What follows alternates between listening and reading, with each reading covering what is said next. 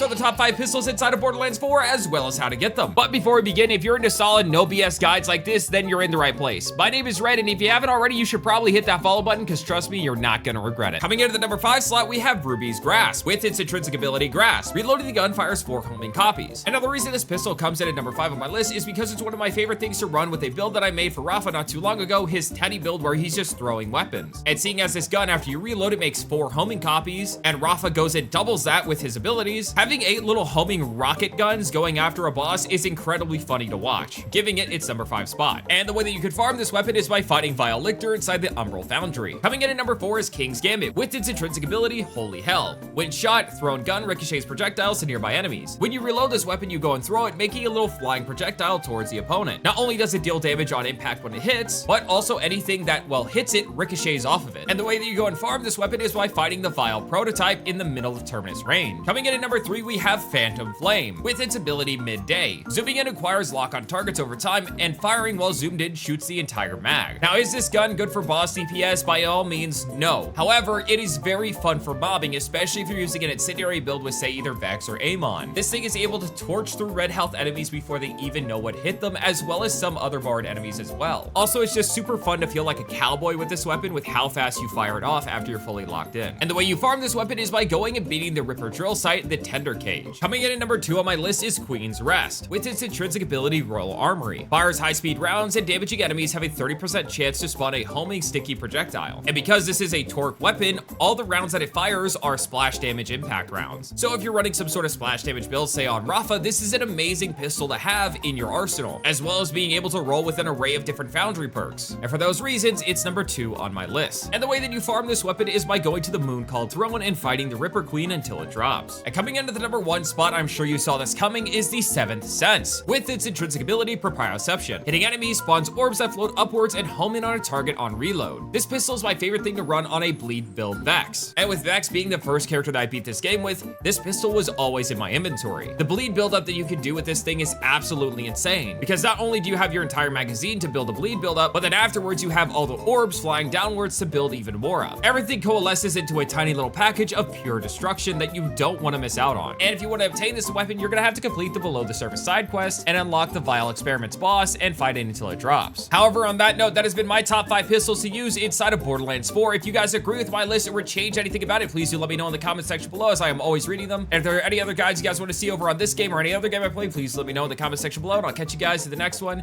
Peace.